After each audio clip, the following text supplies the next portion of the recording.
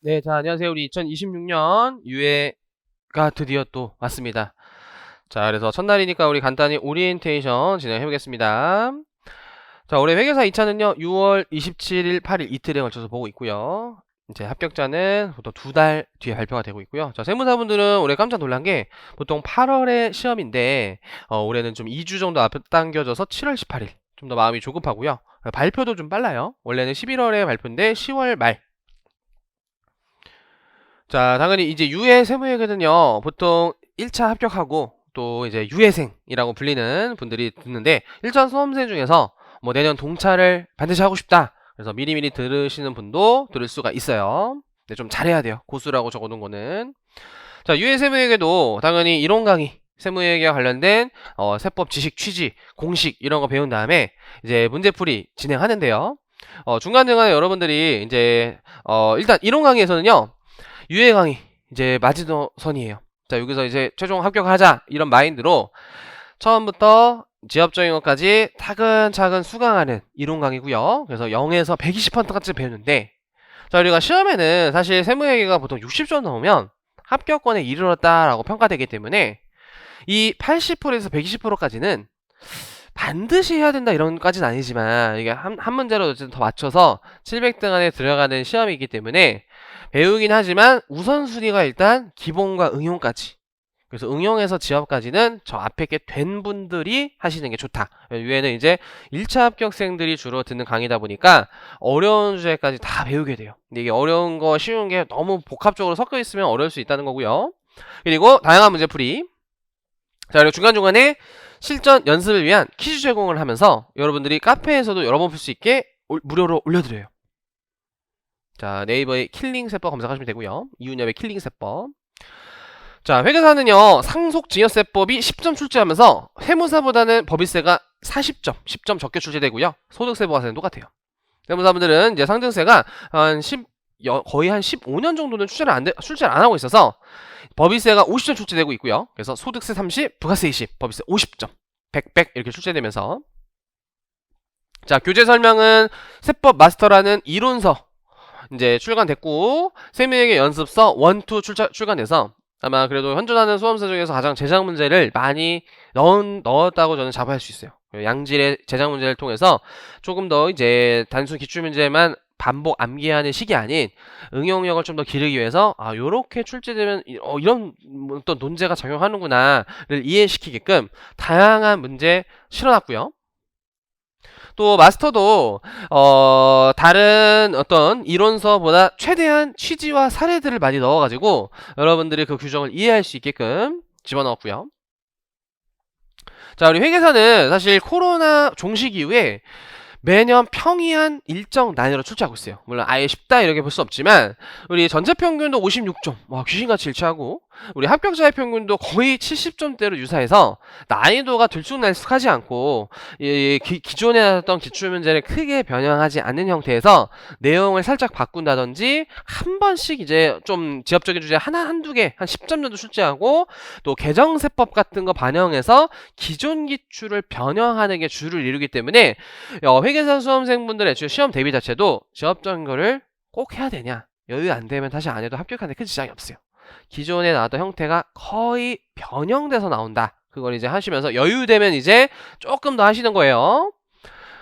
그래서 작년에 예를 들어 여유되는 분들은 이제 연결이 굉장히 오랜만에 10년 거의 넘게 회계사에 안 나오다가 출제돼서, 자, 이게 이제 좀 대세 타서 합병 최저한세 같은 것도 나올 수 있기 때문에 이게 되면 플러스로 이런 것도 좀 가져가시는 게 좋고요.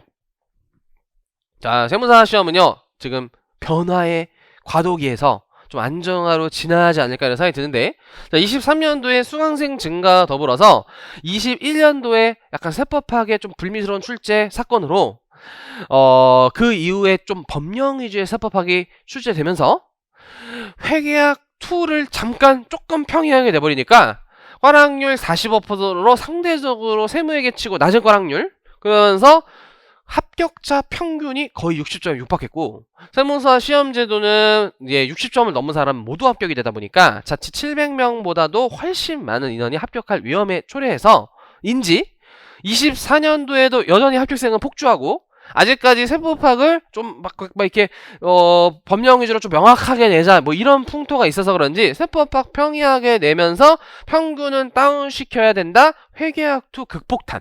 그래서 이때 꽈락률이 79%로.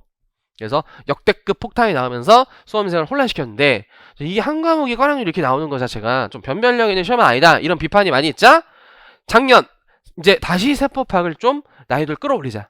너무 법령 위주로 내지 말고 법리라는 게 학문이라는 게 좀 판례, 취지 이런 사례 같은 것도 많이 공부해야 된다라고 하면서 세법학 난이도 올라감과 동시에 회투 난이도가 조정됐어요. 그래서 회투 난이도 꽈락률 65%. 그래서 2026년도 조심스럽게 예측하면 25년도와 상당히 유사한 난이도로 출제될 것으로 보여요. 자, 이제 구체적인 데이터 자체가 자, 이렇게 보통 25, 22년도에 꽈락률 60%대가 아마 출제위원이 생각하는 적정 난이도로 판단돼요. 이 평균을 마치고 합격생을 뽑는 데 있어서 이건 너무 높고 여기는 너무 낮았다. 이런 거야. 또. 그래서 2025년, 2022년도 난이도 기준으로 세무사분들을 대비하시기 좋고 그 공통점을 설명드리면요. 연결 합병 주제가 출제돼요. 그래서 특수 주제가 출제되면 난이도가 좀 올라가고 수험생들이 좀 약한 파트이기 때문에 26년도도 그런 특수 주제를 껴서 나올 확률이 매우 높다. 자, 그래서 2025년 세무사 합격생분들의 세무회계 평가는요.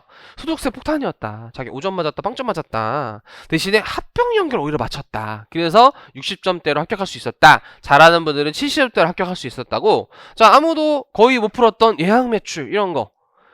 남아있는 분들이 지엽적으로 팔 필요가 없다는 거예요. 합격생들도 안 풀었다는 거. 기부금세공제도 거의 다 틀렸었어요. 뭐 배우긴 했지만. 그리고 세무조정 문제도 쉬운 거 어려운 게 섞여져 있으면서 난이도 까다로웠고 부가세가 개쉬우면서 부가세는 무조건 고득점을 맞아야 됐던 시험이었다.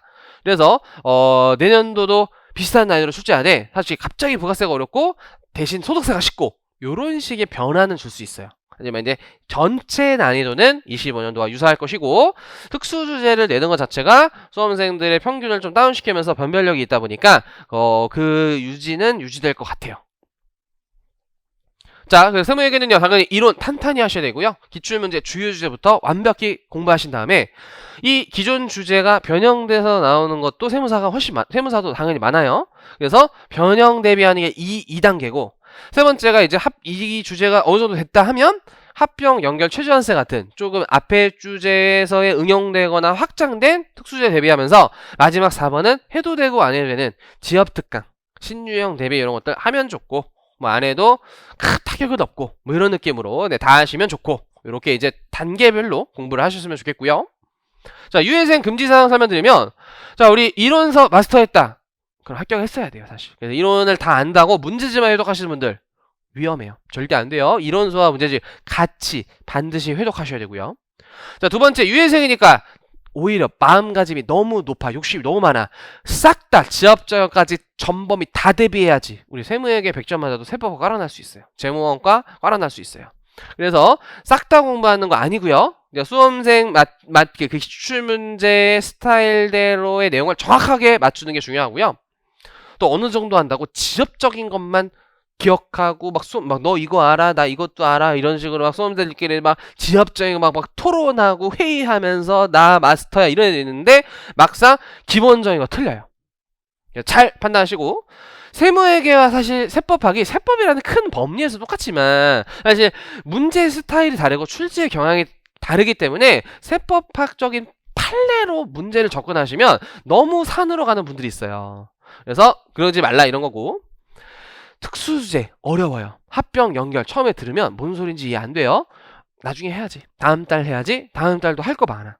또 다음 달 해야지. 끝끝내 안 들어. 이렇게 미루다가 합병 연결 제껴서 20점 빵점 맞기 절대 안 돼요. 이제 유예생이라면요 오히려 그 주제들이 쉽게 나오는 경우가 있다 보니까 오히려 거기서 맞추고 앞에 어떤 접적 세무조정 문제를 좀 틀리더라도 이 합병 연결 점수가 뒷받침되면은 안정 점수가 나오기 때문에 특수주제 필수로 최대한 빨리 하시는 게 좋고요.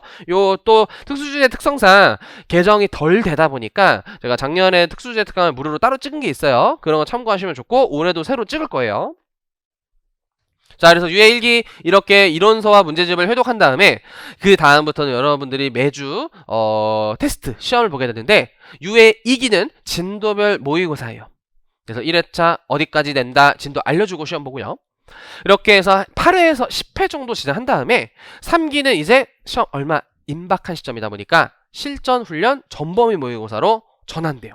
그래서 이제 실전 시험과 유사한 난이도와 시간까지 다 재고 보고요. 그래서 대망의 2차 시험으로 꼴이 나시면 돼요. 그래서 이때는 자기 학습이 굉장히 중요한 시기예요. 유예는 이제 1기를 마지막 강의다 이렇게 생각하시고 2, 3기 때는 자기가 정말 특정 파트가 좀 약하고 부족한데 나올 것 같아. 이런 것만 발췌독으로 들으시되 전범위를 듣기보다는 이제 자기 학습을 많이 하면서 결국 이게 내 거로 바꾸는 과정. 그게 굉장히 중요하고요. 저도 이제 1기, 2기, 3기 다 매년 최선을 다해서 시험에 유사한 난이도와 오랜 2주제가 나올 것 같다는 걸 예측해서 적중 이제 많이 하게끔 올해도 최선을 다해볼게요. 그래서 여러분들도 잘 따라오시고 1기 자료 이런 것도 반드시 풀어보시고요. 2기, 3기 모의고사들도 나중에 풀어봐야지가 아니라 매주 뭐 우편반도 있겠지만 뭐 실강생분들이나 우리 인강생분들도 일주일에 한 번 정도니까 학원에 직접 나오셔서 그 시험 분위기를 취하면서 푸시는 것이 첫 유예생한테 도움이 굉장히 돼요. 알겠죠? 그래서 그런 것만 당부하셔서 올해 또 좋은 결과 있으시길 바라고요. 저도 최선을 다해볼게요. 그래서 이제 수업 때 잘 만나고요. 1기 잘 버티시고 올해 합격 기원할게요. 자, 수업 해볼게요. 이제 법이세 이제 연습서 설명 잠깐 들어가면 연습서 2가 법이세고 연습서 1이 소부예요. 일단 처음에 이렇게 문제 배치가 되어 있는데 이 배치를 통해서 여러분들이 일단 1장이 입금이에요. 근데 지금 6번부터 거진 15번까지가 의제배당이야. 그죠? 그 말은 입금에서 21번까지 문제가 있는데 반 이상이 의제배당으로 쳐져 있죠. 일단 의제배당은 무조건 해야 된다는 거예요. 유예생. 당연히 A급, 초A급. 그냥 매년 나와도 안 이상하다 이렇게 가야 돼. 그럼 두 번째로는 수혜배당의 입금일산이 16번부터 21번까지 6문제인가요? 7문제인가요? 아무튼 있죠. 두 번째 A급 주제가 되는 거야. 당연히 수험생 입장에서. 그리고 이제 회계사든 세무사든 가끔 한 번씩 내는 게 있어. 가끔 한 번씩 내는 거. 근데 예를 들어 간주임대료. 그럼 이제 데이터를 봤을 때 회계사 기출을 나름 최근에 나왔지만 회계사는 약간 주기적으로 내는 경향이 있고 세무사 간주임대료 낸 지 굉장히 오래됐어요. 요거는 타이밍상 중요한 시기야. 그렇죠? 출제 빈도가 중요한 게 아니라 타이밍상 중요한 시기야. 간주임대로. 결국 다 해야 돼요. 다 해야 되는데 우선순위가 있다는 거예요. 우선순위가. 좀 허무하네. 좀 그죠? 농락한 게 아니라요. 죄송해요. 그리고 출자 전환에 따른 채무 면적도 이론적으로 중요해요. 이론적으로 중요해요. 그래서 일단 출제 일단 경향을 파악해. 근데 사실 마스터에는 이 외에 추가적인 내용들도 많아. 추가적인 내용들도 많은데 일단 출제 경향을 이렇게 파악하라고 이렇게 넣어놨고요. 예를 들어 이제 송금 쪽도 가보면 업무용 승용차가 6문제 정도 있는데 접대비 개 많고 기부금은 뭐 미쳤고 지급이자 개 많쳤도. 그죠? 그러니까 여기는 접대비 기부금 지급이자 무조건 해야 된다. 이런 느낌 들어야 되면서 그다음 업무연수에도 꽤 나오는데 업무연수한테는 알게 모르게 작년 회계사, 작년 세무사에 동시에 떴어요. 그럼 보통 한 타임 쉬기도 하는데 유예생은 사실 이렇게 선택적으로 하시면 안 돼요. 다 하긴 해야 되지만 어쨌든 최근에 출제되었다. 뭐 이런 느낌이야. 그리고 이런 세금과 원가가 2차 시험에 한 번도 안 나왔는데 나왔어. 근데 쉬워. 그러니까 이게 쉬운 주제와 안 나온 주제가 혼합해서 잘 이게 기출을 구성하게 난이도를 조정하기 때문에 그런 어떤 파악을 스스로가 유예생들을 잘 하시면서 공부를 하셔야 되고요. 이게 느낌이 또 이게 좀 잠깐 뒤에 넘어가 주면 자 여기 보이죠? 감가상각비도 문제가 굉장히 많아요. 잘 나온다는 거예요. 다 감가상각비도 대손충당금 많아요. 그죠? 그러니까 이런 주요 주제들을 일단 유예생은 절대 제끼면 안 되면서 가끔 나오는 주제인데 쉬운 주제야. 그건 해야 되지만 가끔 나오는 주제인데 어려워. 일단 내 영역에서 좀 버겁다. 일단 스킵하셔도 돼요. 일단 그 주요 주제가 된 다음에 하시라는 거야. 유예생이라도. 알겠죠? 우리 합격은 60점을 목표로 하시는 거예요. 60점 목표로 하기 때문에 40점이나 틀려도 된다. 이렇게 역발상으로 긍정적으로 생각해야 돼. 이게 시험 선생님이 부정적이어서 이것도 해야 되고 저것도 해야 되고 하는 건데 의외로 100점 중에 60점을 생각하면 왜 이런 것들은 40점짜리네. 그 40점에 나오는 영역이네. 이런 식으로 조금 더 선택과 집중을 하면서 안정적 점수가 나와요. 이게 점수가 들쑥날쑥하면 안 돼. 안정적 점수를 유지하려면 법인세, 소득세, 부가세, 이게 지금 법인세로 예를 든 건데 법소부의 이런 느낌을 먼저 파악하면 60점이야. 알겠죠? 그리고 나서 진짜 고수가 되려면은 이제 거기서 세부정액까지 다 해야지 7, 80점인데 크게 차이가 안 나. 이게 60점까지 맞추는 게 일단 어려운데 60점에서 80점 오르는 거, 20점 오르는 거는 훨씬 더 어려워 이게. 이게 느낌 알겠죠? 뭔지 이상해 이게 느낌이죠. 그죠? 일단은 처음 목표는 40점 넘기기야 사실은. 세무사분들은 40점, 회계사분들도 40점 넘기기, 40점 넘기기. 이게 첫 번째 고난이야. 왜냐면 이렇거든. 법인세 할 때 괜찮아. 법인세 나 이제 좀 들리네, 재밌네, 잘하네. 중간에 이제 감가상각비도 들어가면 앞에 막 의제비다 까먹고 절구. 또 막 이제 합병 주제 하면 갑자기 대수수상금도 절어 있고 소득세 배울 때 거기서 다 까먹고 부가세 배울 때 소득 까먹으니까 다시 제자리 종종걸음 느낌으로 또 봐야지 이렇게 되는 느낌이 있는데 그 주기를 짧게 갖고 선택과 집중을 해서 회독을 돌리면은 전반적인 주제의 주요 주제를 흡득하면서 안전점수가 나는 거야. 이게 이제 세부적으로 해버리면은 법인세 진도 속도가 느릴 수밖에 없어. 그러니까 이제 법인세 1회독이 한 달이야. 그러면 이제 소득세도 거의 한 달이야. 부가세는 2주야. 그러니까 한 2달 반 정도 걸려요. 원래 세부적으로 하면 이게. 근데 이게 처음에 기분은 좋아. 유예생이니까 차근차근 다 하니까 공부한 느낌도 들고 나는 다 대비하겠지 하는데 2달 반 지나면 앞에 걸 다 까먹게 돼요. 그래서 다시 제자가 되면서 주요 주제도 까먹었지, 지엽적인 주제도 까먹었지 이렇게 되면서 안정적 점수가 안 나와요. 알겠죠? 그래서 그 방법만 명심하시면 유예생은 성공할 수 있다. 이제 유예생은 다에 합격하는 게 아니라는 거고요. 됐고, 자 마스터 잠깐 볼게요. 우리 이제 마스터의 진도 잠깐 나갈게요. 자 법인세 입금. 자 일단 338페이지에 법인세 그래도 늦게 한번 볼게요.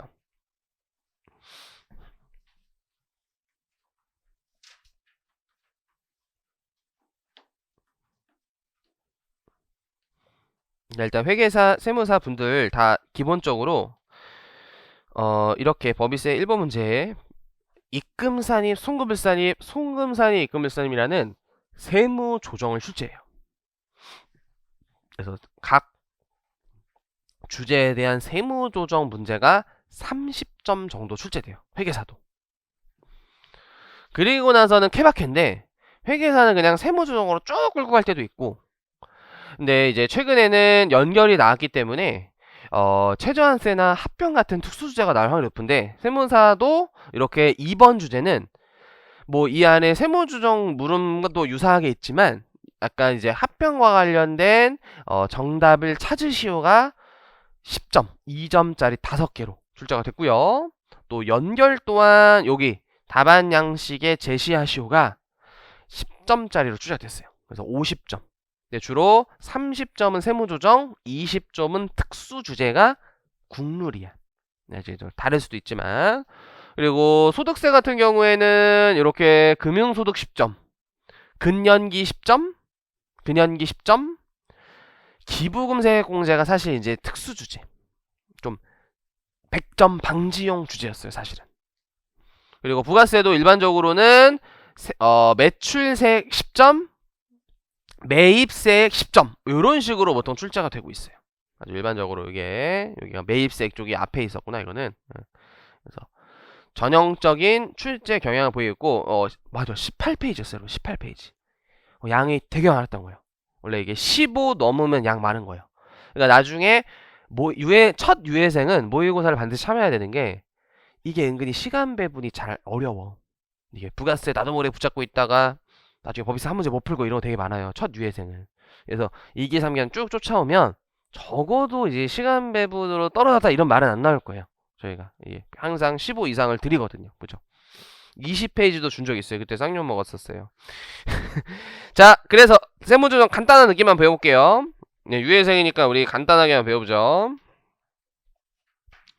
자, 일단 법인세 계산 구조는 각사하면도 소득이라는 거를 구하는 게 목적인데 순자산 증가설에 입각해서 입금 빼기 송금이잖아요. 너무 쉽잖아. 근데 입금, 송금을 원래 제대로 측정하려면 손익계산서와 재무상태표를 세법 규정에 맞게 작성해야 돼. 근데 이미 법인들은 회계장부를 또 작성하는데 이게 결국은 회계와 큰 차이가 없어. 회계와 큰 차이가 없기 때문에 세법상 장부를 2차 작성하는 것이 비효율적이라고 봐요. 그래서 고안해낸 방식이 어차피 회계장부는 무조건 작성할 테니 그 회계장부의 당기 순이익과 각사소의 차이를 조정하여 각사하면 차이가 별로 없다는 거야. 회계와 공통 분모가 많고 차이점이 적기 때문에 차이만 조정하는 방식으로 계산하자. 그래서 우리는 입금 항목을 배운 다음에, 그러니까 법에는 입금 항목이 제시되어 있고 송금 항목이 제시되어 있는 다음에 이 회계상 장부와의 수입비용 차이를 조정하는 방식으로 각사수를 찾게 돼요. 그래서 수익 차이 두 가지, 입금산입, 입금밀산입, 비용 차이 두 가지, 송금산입, 송금밀산입으로 각사수를 찾기 때문에 저 이제 세무조정 문제가 30점 정도 출제가 돼요. 근데 그 과정에서 결산조정사항 같이 비용 중에 일부 비용은 여러 선택사항 중에서 회사가 이 회계 기준으로 확정하겠다라는 걸 장부에 반영하면서 또 내부 의사결정에 따라 대손충당금, 뭐 퇴직급여 충당금 이런 것들을 장부의 비용으로 계산한 경우에만 세법상 송금 인정되고 또 장부에 이렇게 감가상각했던 걸 털지 않았다가 과다하게 이익을 보고한 뒤에 법인세 신고 시에만 송금산입을 집어넣는 것은 이익 과다 보고 기업이 될 수 있어요. 그래서 이런 걸 방지하고자 외부와의 거래 없이 내부적으로 처리할 수 있는 송금 항목들은 장부에 비용 처리해야지만 이렇게 여기 조문을 보시면은 결산을 확정할 때 감가사비를 비용으로 계상해야 송금으로 인정한다. 이런 결산 조정사항이라는 개념이 등장해요. 그렇죠? 세무사분들은 자연스럽게 세법학 같은 것도 공부가 될 수가 있어요. 그렇죠? 그래서 이게 굉장히 중요한 항목이고요. 그리고 웬만하면 이제 신고조정사 이거 이런 거 배워 나가실 거고, 그러면서 우리 유해생도 이 세무조정을 하면 회계상 이익과 세무상 소득이 다르다는 건데, 그럼 이 소득 차이는 뭐 때문에 발생했는지를 분석해야 돼. 그게 소득처분이고, 크게는 사회유출과 사회유출 아닌 경우로 나눠가지고, 자, 사회유출은 회사의 이익이 여기 먼저 보시면, 여기 먼저 사례를 한번 봐볼게요. 자, 당기순이익 20에서 이게 1년 동안의 수입 비용 뺀 당기순이익 20인데 이 재무상태표로 전환시킬 때는 이익경험으로 사실 전환이 돼요. 자, 회사의 이익경험은 사실 1년 동안에 번 이익의 누적액이니까 이 당기순이익이 이익경험으로 빠진 거야. 근데 이해 목적으로 둔 건데, 자, 만약에 이 비용 중에 대표님의 개인적 경비 10이 들어가 있다면 세법에서는 업무무관 비용, 사적 경비로 송금밀산입이 돼요. 근데 송금밀산입 전에 만약 세무상 손익계산을 작성했다면 비용 70만 인정돼서 소득이 30으로 바뀌니까 얘보다 소득이 10 증가하죠. 근데 실제 내부적으로 30이 남아있는 건 아니에요. 이미 저 현금 10은 이렇게 빠져나갔으니까. 현금 10은 이렇게 빠져나갔으니까. 세법에서는 이거를 내부 자금, 이게 이익경으로 전환되면서 내부의 이익 잉여금이 유출된 성격이 된 거야. 비용을 그만큼 인정 못 받았으니까. 근데 이제 회계학에서는 요거를 장부상 복리후생비 같은 비용으로 털어서 손익계산서에 비용으로 들어가 있다는 거지. 그러니까 이런 게 사회 유출된 금액이라고 보는 거야. 회계와 세법 차이로 인한 요 10이 내부에 남아있지 않고 대표이사가 10 받고 그걸 개인적으로 쓴 거야. 맞죠? 회사 돈 10을 받고 쓴 거야. 그래서 사회 유출된 금액 송금 불산입 대표이사 상여로 처분함으로써 대표이사가 회사 돈 마음대로 쓴 건 이제 근로소득 받은 성격이다. 그래서 소득세도 과세돼요. 회사의 비용도 부인되면서 회사 소득도 증가하지만 소득세도 과세돼요. 소득세도. 그래서 원천 징수 의무가 있어요. 원천징수는 보통 연말정산을 재계산하거나 이제 복잡한 방식으로 하기 때문에 이제 시험 문제상 출제될 수는 없어요. 얼마나 원천징수하냐 이런 것들은. 이게 이제 사회유출의 성격이고, 근데 이제 유보의 성격만 크게 본다면, 자, 그리고 이거는 배우면서 좀 갈게요. 이거 배우면서 좀 갈 거고, 자, 유보 마이너스 유보는 자산 부채 차이죠, 결국. 회계상 자산 부채와 세무상 자산 부채 차이야.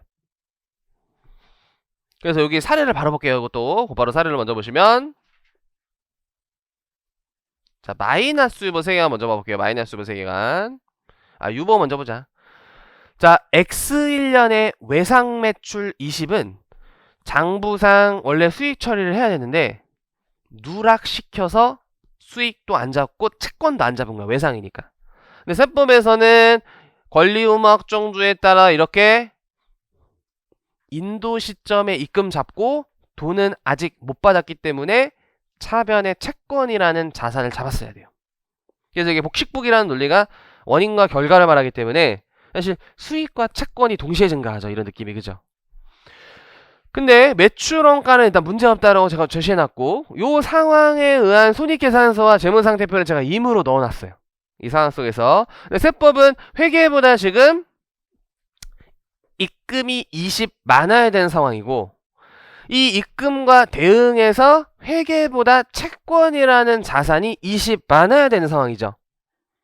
그래서 세법 재무상태표, 세법 손익계산서는 현존하는 서식지는 아니지만 그냥 이해 목적으로 작성했다면 저렇게 작성이 돼.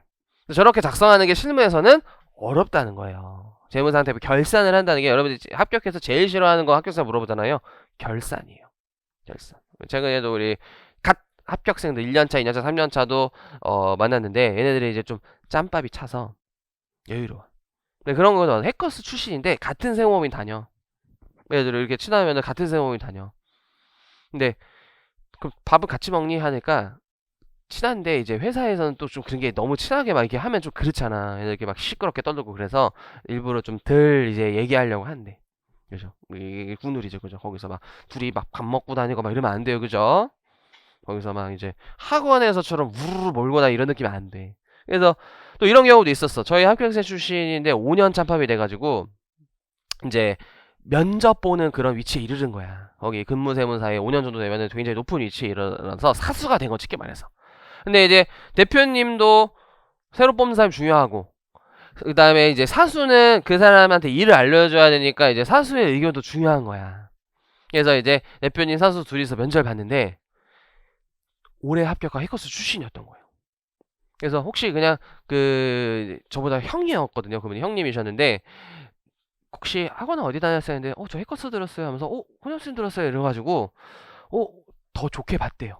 왜? 그냥 동질감이 있으니까. 동질감이 이게 자기랑 같은 이런 느낌이니까. 그래서 그리고 원래 좋았었대. 원래 그냥 면접 봤을 때 느낌이 좋았대. 느낌이 좋았는데 대표님은 뭔가 이제 나이가 좀 있다는 이유로, 그러니까 나이가 좀 있으면 금방 퇴사하고 개업을 할 것이다 뭐 이런 세계관이어서.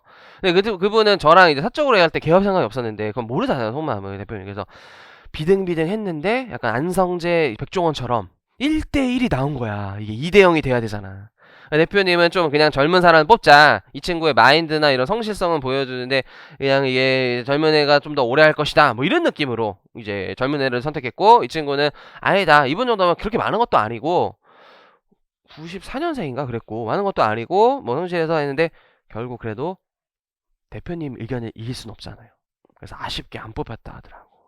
너무 슬프게도. 그죠. 그리고 이제 그 친구가 이제 학원에 면접 끝나고 하필 놀러와서 그때는 몰랐어. 결과를 몰랐어. 선생님 저 방금 어디 강남 근처에서 면접을 봤는데 선생님 잘 아는 분이 면접을 보셨더라고 하면서 얘가 측 전화해서 물어봤지. 근데 자기는 이제 그 친구를 밀 거다라고 하면서 그 친구 이제 공부할 때도 엄청 성실했고 실제 빨리 합격했고 유예로 2년 만에 딱 합격했고 굉장히 멋진 친구다 이렇게 한마디 해줬죠. 근데 대표님이 탈락시켰대요. 그 정도 말은 해줄 수 있어요. 알겠죠? 그래서 여러분들 아쉽다. 갑자기 왜 얘기했지? 뭐하다? 결산하는 게 힘들어요. 지금 시점이 12월 1월이 결산이 힘들어요. 그래서 세무사분들, 이게 저도 이제 결혼식 잡을 때 원래 3월에 하는 게 좋잖아. 근데 2월에 잡은 게 3월에 법인세 신고인데 잡았다 그러면 세무사들이 쌍욕해. 너 취직기 아니야? 약간 이러면서 그런 식 안 가도 할 말 없지? 약간 이런 느낌이 될 수 있어요. 그래서 2월은 좀 그래도 그나마 한가하거든. 그나마. 그런 것도 솔직히 좀 있었어. 2월에 잡은 게. 근데 그런 현실적인 이유는 3월 결혼식이 2월보다 1.5배 비싸요. 성수기라고 막 봄으로 들어가. 아무튼 자 그래서 요거 하지 말자 이런 거야. 이거 하지 말고 이 회계와 세법 차이 나는 부분을 반영해서 이 재무상태표 손익계산서 작성 효과를 보여주자. 그래서 이 수익 차이 나는 부분 입금에 20만 추가하면 120이 되겠다. 입금산 20 이렇게 만들고 왜 입금 차이가 발생했냐. 회계에 없는 자산 20원이 세법에 잡혀야 된다. 유보라는 개념을 만들어준 거야. 유보. 이게 회계상 채권보다 세무상 채권 20원이 많다라는 거야. 근데 이 채권은 결국에 대손이 된다든지 회수 시점에 반대 조정이 와요. 첫 번째 케이스는 유보가 이렇게 됐는데, 자 유보는 이제 중요한 게 케이스 1 이게 내년도에 X2년도 가볼게요. 내년도에 혹시 이렇게 대손이 됐어도 회계학에서는 애초에 과거에 채권을 잡은 적이 없으니까 대손됐어도 아무런 뭐 회계 처리할 수가 없어요. 뭐 끽해야 뭐 더 나아가면 오류수정 이런 걸 할 수 있겠지만 거기까지 너무 확장 해석이니까. 근데 세법에서는 이제 대손됐으면 이거를 비용으로 털어야 된단 말이야. 상대방 망했으면. 그죠? 그럼 회계학에 안 잡힌 비용 때문에 송금 산입되고 회계학에 없었던 채권을 세법에서 감소시키면서 마이너스 유보 요렇게 추인될 수가 있어요. 근데 두 번째 케이스에서는 만약에 회수했어. X2년도에 회수 상황으로 가면은 자 회계학에서 현금 20 들어오면서 이때 수익을 잡게 돼. 작년에 수익을 안 잡았으니까. 근데 세법에서는 현금 20을 채권 회수로 보지 입금은 작년에 잡았기 때문에 올해 입금이 될 수가 없어요. 올해 입금 또 잡으면 이제 이중과세 2월 입금이라 그래. 그래서 입금 불산입 20 마이너스 유보가 오면서 얘랑 사실 효과가 똑같죠. 우리 송금산입이랑 입금 불산입은 똑같으니까 이렇게 자산은 결국 미래에 반대 조정이 오게 돼요. 알겠죠? 이게 감가상각이나 이렇게 채권 같은 경우에는 요런 대손 회수나 토지 같은 건 양도하면서 반대 조정이 오기 때문에 이 세무 조정으로만 그치면 안 되고 미래에 반대 조정 올 거면 미리미리 기록해 놨다가 이 반대 상황에 도래할 때 반대로 그냥 쉽게 조정하자. 요런 또 과거의 어떤 그 선조분들이 만든 거야, 개념을. 그게 자적을표야. 자, 자적을표는 좀 체크해 보세요. 왜냐면 우리 가끔 회계세무사 2차 시험에 자적을표 작성 방법이 출제돼요. 근데 사실 실무 서식지여서 제가 책에는 그걸 안 넣었는데 내년도에는 그냥 넣어놔야겠어. 설명하는 것보다 이제 아예 넣어놔야겠어, 서술을. 자적을표.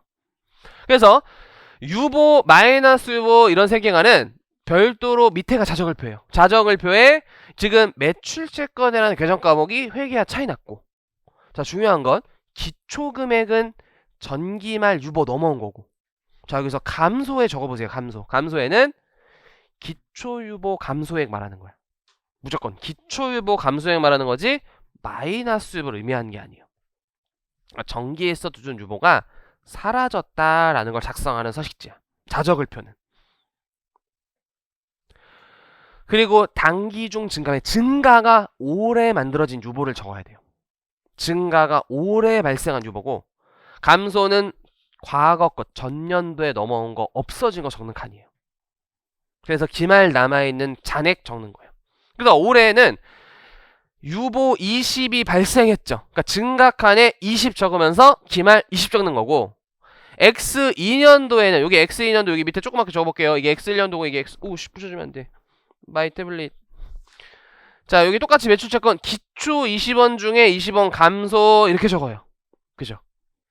여기서 마이너스 유보라는 개념은 사실 유보의 반대 개념이니까 음수의 세모 표시라는 건데, 자적을에는 이미 감소라는 표현에서 20 감소가 된 거기 때문에 이렇게 세모를 적으면 안 된다 그랬어요. 그냥 20의 감소야, 자적을은. 근데 우리가 보통 수험에는 마이너스 유보는 여기 막 마이너스 유보 이렇게 적잖아요. 근데 이제 실무에서 사실 이 마이너스 표시도 안 적어. 왜냐면 송금산입은 마이너스 유보야, 당연히. 입금일삼이 당연히 마이너스 유보여서 원래도 마이너스 안 적는데, 근데 수험에서는 서식지로 안 나올 때도 있고, 이게 뭔가 어쨌든 유보와 마이너스 유보는 엄연히 다른 개념이니까 이게 다른 표시를 하기에 음수 표시를 붙이는 게 국룰이지만 여기서 음수 표시 작성하면 이제 틀린 거예요. 알겠죠? 20에 감소로 그냥 적는 거지 음수 표시 적으시면 안 돼요. 근데 여기에는 마이너스보다 적어도 괜찮아요. 안 적어도 괜찮고 적어도 괜찮아요. 그죠? 근데 다수는 적더라고. 그래서 유보는 이렇게 앞쪽으로 가셔가지고, 자, 앞쪽으로 가시고 이 취지를 읽어볼게요. 다음 사업연도 후 소득금의 계산에 영향을 미치기 때문에 별도로 관리할 필요성이 있고 거기에 자적을표라고 적어볼게요. 이 자적을표 여기가, 그래서 자적을 작성하는 문제가 가끔 출제돼서 알아야 돼 유예생은. 이거 줄였어요 자적을. 자, 자적가표는 이거 세무상 자본 작성하는 거야. 그래서 올해 유예 모의고사에는 자적가표 작성 한번 내보려고요. 신선하게. 안 좋은 것 같다 반응이 또. 근데 자적가표는 2월 결손금 같은 거 관리하고 이제 유보까지 구한 다음에 넘어와서 세무상 자본 관리하는 서식지야. 알겠죠? 자적 관리 이제 주로 이제 시험에 출제될 때는 2월 결손금 잔액 보여주기 위해서 출제돼요. 그렇죠? 자적가표는 자적을표 작성 방법. 따라서 유보금액은 세무상 자산부채를 정확하게 계산할 수 있게 함으로써 이 자산이 감가상각되거나 처분하거나 하는 과정에서의 그 미래의 법인의 각사소를 정확하게 계산하는 빌드업을 할 수 있다가 취지야. 유보를 만든 개념이. 근데 이게 아까 논리가 이렇게 재무사 탭을 그려보면 여기에 그만큼 자산이 증가한다는 거는 그만큼 수익이 증가할 확률이 높잖아요. 이게 이익잉여금이 결국 비용이 줄거나 수익이 증가하는 거고 이건 재무 상태에서는 이익잉여금이 증가잖아요. 사실은 결국은. 그죠? 그러니까 이게 회계보다 세법상 자산이 많다는 건 회계보다 세법상 비용이 줄거나 예를 들어 이런 상황이죠. 회계하게 이렇게 비용으로 잡으면서 자산 털었는데 세법에서 털면 안 됐다는 거야. 예를 들어 회계학에서 평가수실 잡았는데 세법에서 평가수실 마음대로 못 잡잖아요. 그럼 이제 송금 불산입 20 자산 증가 비용의 취소로 유보 이렇게 될 수 있는 거고, 아니면은 회계학에서 수익 안 잡았는데 세법에서는 예를 들어 자산 수중이익 같은 거 자산 공짜로 받은 것도 자산 증가해야 돼요. 순자산 증가액이니까. 그래서 이렇게 세법상 자산을 늘려지는 상황은 두 가지인 거야. 회계가 자산을 감액했는데 비용을 처리하면서 감액했는데 요걸 취소해야 돼. 다시 자산을 늘려야 돼. 아니면 회계가 자산 안 늘렸는데 세법을 늘려야 돼. 이런 상황이잖아. 이게 입금산입과 송금 불산입이랑 세트로 올 수밖에 없어. 이게 유보의 어떤 소득 처분은 얘랑 같이 올 수밖에 없어요. 이게 논리적으로 보면. 그래서 입금산입 유보, 송금불산입 유보가 되는 거지. 근데 반대 마이너스 유보까지 가볼게요. 마이너스 유보는 자 이쪽에 사례 국내은행 정기 적급 미수이자 10 계산한 거를 세법에서는 원천징수 문제로 나중에 배울 거예요. 원천징수 문제로 실제 수령할 때 인식하지 기강 경과분의 미수이자를 입금으로 인정하지 않아요. 근데 회계학에서는 발생주의로 잡기 때문에 올해 이자를 계상해서 수익이다라는 걸 보고한단 말이지. 그러니까 이 미수이자 10을 회계학에서 이렇게 차변에 미수이자 10 잡고 이자 수익 10 잡았을 때 이게 수익으로 들어가 있고 미수이자는 자산으로 들어가 있단 말이지. 근데 세법에서는 특정 이유로 저 미수이자를 인정하지 않아요. 그러면은 얘보다 입금이 10 없어야 되면서 덩달아 미수이자도 10이 없어야 되는 상황이잖아. 근데 저 하나 때문에 결산을 다시 해. 재무상태표 또 작성해. 손익계획 또 작성해. 불가능해요 사실상. 근데 나중에 뭐 AI가 발전되면 할 수 있겠다 느낌이죠. 요즘 트렌드로 보면. 근데 그거는 먼 미래라고 생각하시고요. 그래서 이 작성 효과를 보여주는 게 입금 불산입 얘의 수익에서 10을 취소해라. 입금산입 10이고 왜 차이가 발생했냐? 미수이자 10 제거시켜야 된다. 세법에서 저 미수이자 인정 안 된다. 미수이자는 자산을 감소해야 돼. 미수이자가 자산이잖아요. 채권이잖아요. 자산을 감소할 때는 마이너스 유로 붙이는 거예요. 마이너스 유보. 그러면은 약간 이런 거지. 사실 요 마이너스 유보 10이 있다는 거는 100에서 10의 자산이 세법은 없다. 90의 효과가 있다. 이런 거야. 알겠죠? 100 재무상태표를 우리 법인세 신고할 때 내야 돼. 법인세 신고할 때 재무상태표, 손익계산서, 소득금액 조정학계표, 자적을표 이런 걸 내야 돼요. 이걸 작성하는 게 아니라 근데 이 작성 효과를 여러분들이 이해했으면 좋겠어요. 알겠죠? 작성 효과를. 그래서 입금일산이 미수이자 교정 과목 10 마이너스 유보. 근데 사실 마이너스 유보 안 적어도 교수님도 다 알 거예요. 근데 수험생 보통 적으니까 그냥 적으세요. 습관서. 근데 자, 자적을표에 이제 마이너스 유보를 여기다 또 적으면 안 된다는 거야. 이게 감소간에 적으면 안 된다고. 이게. 알겠죠? 감소가는 기초유보의 감소를 말하는 거지 마이너스 유보의 감소 효과를 적는 게 아니에요. 단기에 마이너스 유보가 증가했다. 이렇게 적어야 돼. 알겠죠? 이거 중요해. 이거 중요해. 그래서 기말잔액 마이너스 10. 마이너스 10. 이 미수이자도 결국 이자를 실제 수령할 때 추인될 수밖에 없는 게 그럼 내년도 X2년도에 현금 캐시 10 받고 미수이자 10 전환됐을 때 세법에서는 요거를 수령 시점 이끌어 보니까 얘 수익 안 잡힌 걸 수익 증가해서 입금산입이고 얘 자산 감소 시켰는데 우리는 자산이 감소 안 됐어요 하면서 유보의 소득 처분으로 추인돼요. 이렇게 추인. 그래서 마이너스 유보도 결국 미래에 반대 조정으로 나오기 때문에 관리해야 된다. 자적을표 이렇게 되는 거야. 자적을표. 그래서 얘는 반대로 이렇게 되겠죠. X2년도에는 기초의 마이너스 10, 감소의 마이너스 10 이렇게 돼야 된다. 또 이게 그래서 그냥 스킬적으로 외우면 기초의 부호와 감소의 부호는 항상 일치해요. 알겠죠? 기초 유보 부호와 감소 유보 부호는 항상 일치해요. 그 느낌 알겠죠? 그 느낌. 그래서 자적을표 작성 꼭 기억해주세요. 유보 마이너스 유보 그래도 기초부터 다지는 게 좋아. 그래서 기초부터 우리 법인세 제끼고 유예세 넘어온 분들도 있을 수 있어요. 그리고 여기는 이제 안 배우는 게 아니라 배우다가 나오면 조금은 넘어서 좀 올 거고요. 기타 세계관까지는 좀 해볼게요. 자, 기타 세계관까지는 은근히 기타. 자, 기타도 일단 세무 조정으로 회계상 수익 비용과 세무상 입금 송금의 차이는 발생했으나 이렇게 출발해야 돼. 다만 사회 유출도 없고 자산 부채 차이도 없어. 손익 차이만 있어. 그런 것들이 기타예요. 자, 대표적이고 시험에 항상 나오는 게 자기주식 처분이익이에요. 자, 회계학에서는 자기주식 처분이익을 자본 잉여금으로 분류해서 회사에 주식을 판 거고 자본거래다라고 하면서 이 자본잉여금은 여기에 없고 그 자기주식 처분이익 10은 여기에 있다는 거야. 기업회계 기준에서는 수익 비용으로 안 보고 곧바로 자본잉여금으로 들어가요. 그래서 그 당기순이익에 반영이 안 돼 있는 거야. 세법에서는 자기주식도 재고자산, 토지, 건물과 유사한 팔면 돈 들어오는 양도성 자산이다라고 보고 있어요. 현행 태도가. 이건 좀 지워야겠네. 현행 태도가 세법에서는 입금 항목에 규정해놨어요. 그러니까 지금 요게 10이 차이 나는 게 세법에서는 자기주식 처분이익을 입금 항목으로 봐. 이것도 먼 미래에는 자본거래로 봐는 걸로 개정될 것 같아. 한 빠르면 2, 3년? 저것도 입금이 이제 아니다라고 주장하시는 이제 목소리가 높아지고 있어요. 어쨌든 올해까지 이제 입금인데, 자 이제 회계와 세법 차이 입금산입 해야 되죠. 입금산입 일단 입금산입.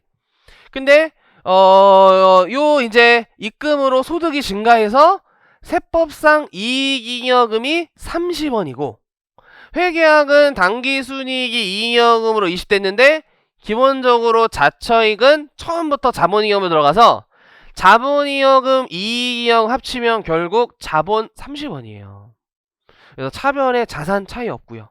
배변에 부채 차이도 없어. 그 말은 자본 차이도 없다는 거야. 자산 빼기 부채가 자본이니까 다른 부채 차이가 없어요. 단순히 입금 차이였지. 재무 상태에서는 이익잉여금이냐 자본잉여금이냐의 차이만 가져온 거야. 이럴 때 하는 소득처분은 누락되면 안 돼. 사실 이제 미래에 이거는 반대 조정도 안 나오고 사회유출로 소득세 과세할 이유도 없고 해서 의미 없어서 안 해도 되지만 이걸 아예 공석으로 두는 것은 누락뿐인지 공석인 기타인지 세무서에서는 알 길이 없죠. 알려면 또 막 수많은 거래들 분석해야 되잖아요. 그래서 의미 없는 세무조정은 기타라고 하는 거예요. 그러니까 의미가 없다는 게 아예 의미가 없는 게 아니라 입금산입, 송금산입 이런 세무조정 나오지만 회계와 이제 자산부채 차이도 없고 사회 유출도 없었을 때 기타라는 소득처분을 해요. 그래서 이 그림을 잘 보시면서 이해하시고, 그래서 상황에 맞는 이제 소득처분을 정확히 해주셔야 되는 게, 우리 아까 시험에서도 이렇게 이제 이 양식이 보이잖아요. 여러분들 이 양식 일명 소득금액 조정 합계표 작성하라고 할 때 첫 번째 맞춰야 되는 거 입금산입, 송금일산입 맞춰야 돼요. 두 번째 맞춰야 되는 거 송금산입, 입금일산입 이렇게 위치, 그죠? 계정 과목은 잘 쓰시면 돼요. 계정 과목은 왜냐면 복식북이니까 차변 계정 과목, 대변 계정 과목 두 개가 나와요. 둘 중 하나만 작성하면 되는 거예요, 그죠? 항상 이게 뭔가 아까도 봤었죠. 미수이자를 취소하는 것도 있고 이자수익을 취소하는 것도 있잖아. 근데 대부분은 자산부채 자본 계정 쓰는 게 국룰이야. 보통 알겠죠? 그게 이제 자적을 해도 넘어가니까 보통 알겠죠? 아까 미수이자 이자수익 중에 이자수익 입금일산입 해도 되는 거고 미수이자 입금일산입 하는 건데 보통 실무에서는 자산부채 자본 계정 과목 써요. 그래서 계정 과목 근데 이사야 수익을 썼다 그래서 틀렸다고 보기는 어려운 거야. 그리고 금액 차이, 그리고 소득 처분. 이게 은근히 유해생들이 생각보다 많이 틀려요. 제일 많이 틀리는 게 기타 세무정을 유보로 적어. 또 기타 세무정 기사유로 적어. 이거 많아. 그죠? 기사유도 다르잖아. 그죠? 요거 굉장히 많이 틀리기 때문에 유념을 좀 해주시고요. 유념을 좀 해주셔야 돼요. 이거 잘해야 돼요. 여기 세무조정. 잠깐 또 볼 게 있나? 자, 기사유만 그래서 좀 봐볼게요. 기사유 잠깐 기사유까지만 가보자. 자, 340페이지.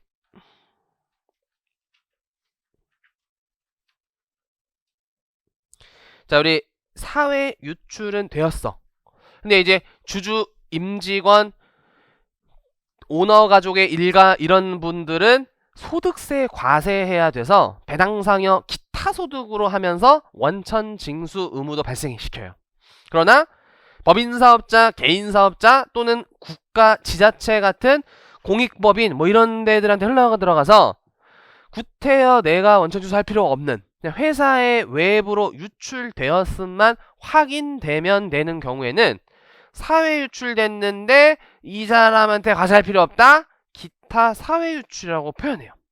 그렇죠? 상대방한테 추가적으로 과세할 필요가 없는 느낌이야. 이미 과세가 된다든지 애초에 국가 같은 비과세 범위라든지 했을 때는 기타 사회 유출이라는 게 돼요.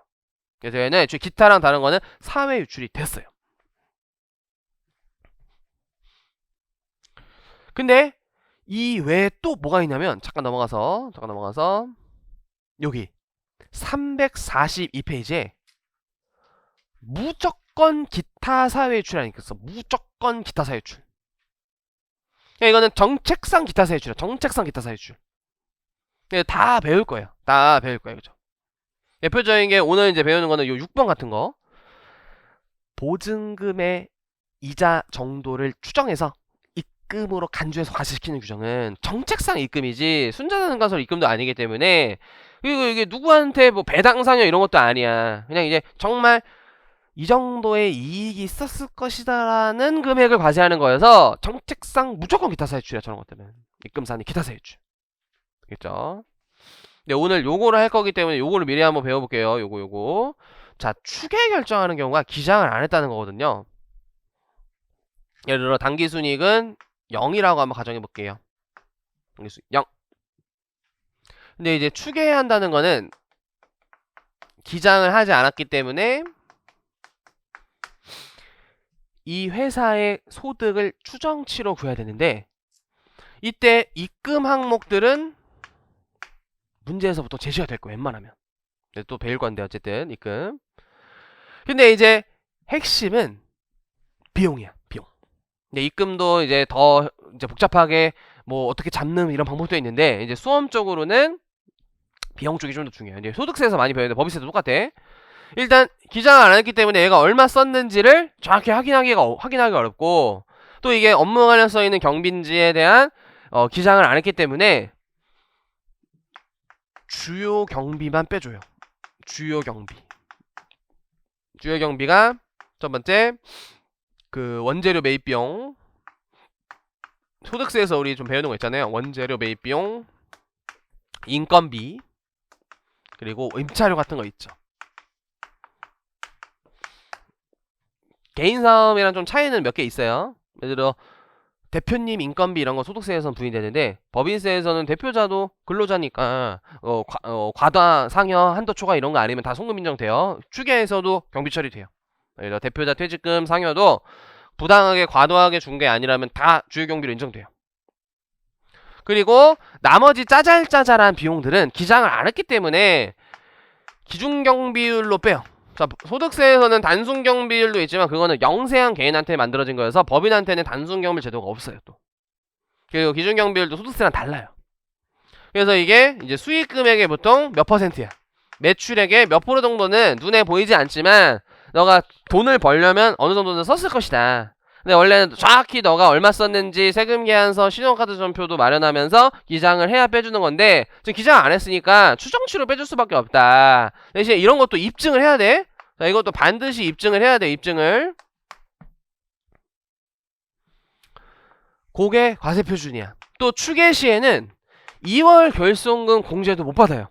원칙적으로 기장을 안 하면 과거에 적자난 분은 원래 소득에서 차감해 주는데 그것도 못 받아요. 그 혜택도 못 받아요. 이게 과세표시 된 거야.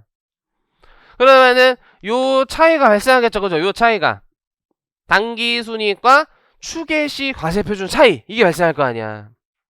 그걸 입금 산입시키면서 소득처분 대표자 상여 갈겨요.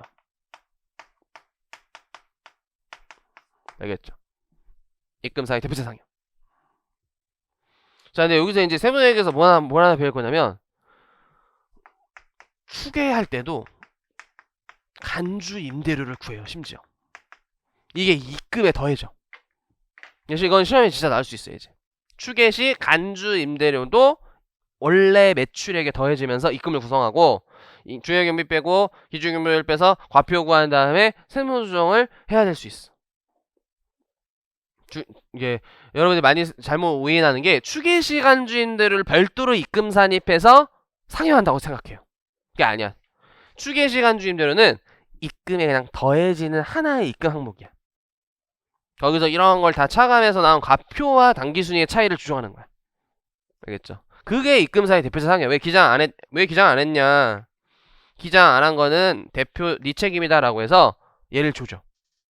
근데 이게 혹시 천재지변 추계면 기사유야. 천재지변 이제 추계 시에는 대표자 책임이 아니어서 재난 등으로 추계한 경우에는 기사유가 돼요. 그게 지금 요 내주 설명이다. 저게 복잡하게 알겠죠? 복잡하게. 자, 추계로 결정된 과세표준과 법인 재무상태표의 당기순이익과의 차액은 대표자 상여로 처분해요. 다만 천재지변 등으로 추계하는 경우에는 기사유예요. 그래서 항상 뭐 단서 같은 게 있을 거야. 천재지변인 추계가 맞다 아니다를 줘야 돼. 그래서 그거에 따라 소득세율이 달라질 수 있어. 그래서 이게 정책상 기사유인 경우도 있다. 귀속자가 법인 개인사업자가 아닌 특수한 기사유도 결국은 공부에서 다 외워야 돼요. 공부에서 다 외워야 돼요. 아시겠죠? 이게 좀 쉽지 않죠? 그죠? 이런 느낌 이따 가볼게요. 이런 느낌. 근데 죄송해요. 또 자꾸 보게 되네. 이게 왜 욕심이 자꾸 생기네. 7번까지만 미리 한번 봐볼게요. 7번. 나머지는 이제 뒤에 보면서 같이 보는 건데 얘는 이제 여기서 배워야 돼. 사회 유출되었으나 주주임직원 등 귀속자가 불분명한 성격은, 그리고 방금 배운 거 있죠. 이 추계로 인한 으르르 세계관. 사실 대표자도 억울할 수 있는 부분이 있어. 그래서 대표자 상여로 처분을 했어도 그 상여에 대한 소득세를 회사가 대신 납부해주고, 회사가 둘 중 하나로 처리해요. 첫 번째는 비용 처리할 수 있어요. 손비로 계산하거나. 두 번째는 가지급금 처리했다가 특수관계 소멸될 때까지 회수하지 않으면 가지급금 입금산입시켜요.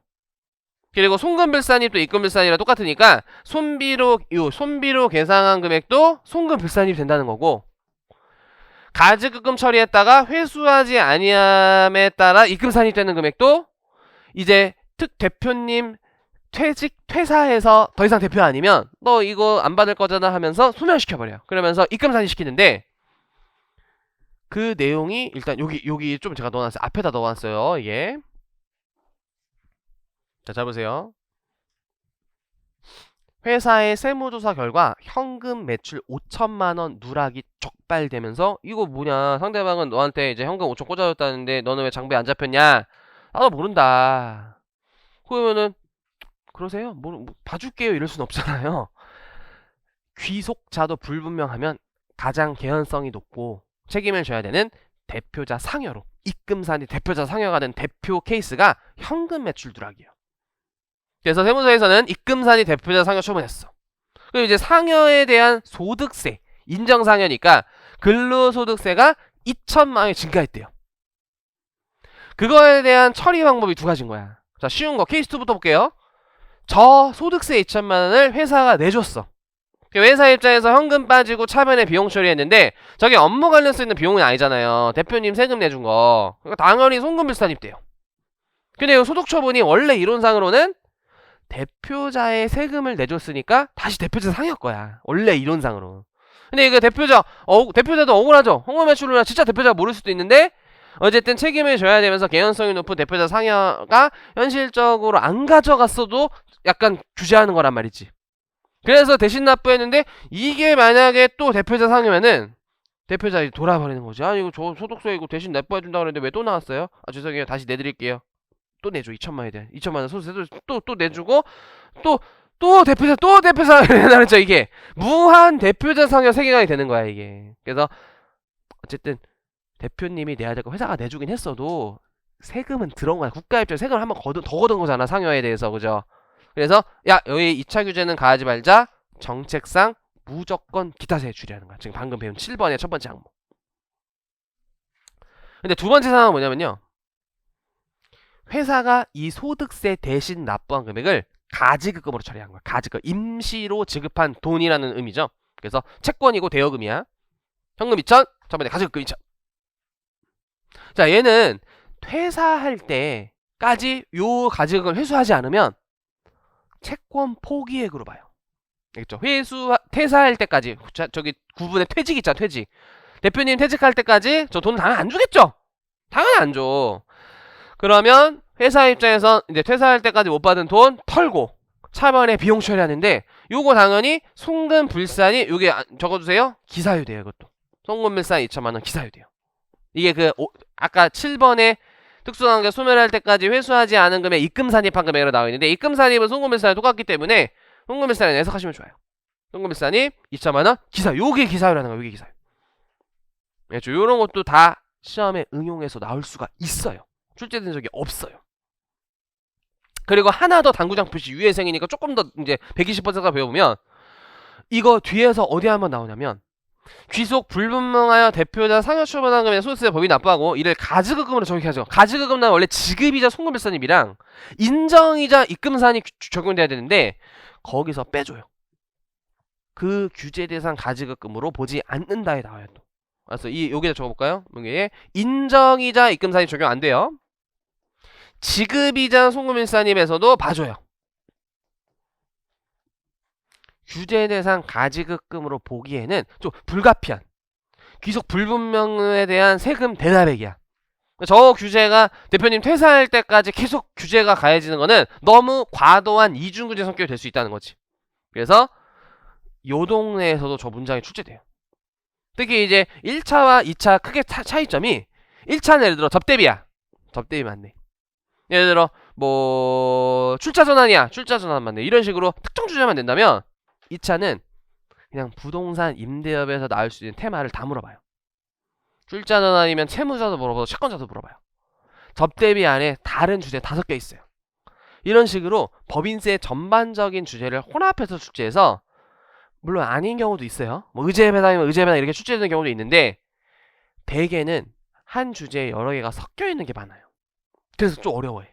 1차에서는 단순히 그 주제만 목표로 딱 접대면 공부했다면 지금은 하나의 주제에 엮여있는 여러 주제가 한 자료에 섞여 있을 수 있으면 항상 의심해야 돼요. 그런 부분은 초반에 어려워요. 그래서 뭐야 이런 세무도 해야 됐었어? 막 이런 거야. 갑자기 부당해서 하는 부인? 막 이런 느낌이 있어. 알겠죠? 그 느낌을 좀 잘 파악하는 게 중요하다. 이 전반적인 지식으로 공부하는 게 중요해서 이게 입금만 파면 되는 게 아니라 입금부터 끝까지 버비스의 전반적인 주의를 잘 돌렸을 때 이르게 되기 때문에 유해생은 이렇게 좀 상황에 맞는 공부로 좀 진행을 할 거예요. 그렇죠? 그래서 이 주제도 좀 힘있게 봐주세요. 됐다. 그래서 이제 잠시 쉬었다가 입금 나가볼게요. 잠시 쉬었다 할게요.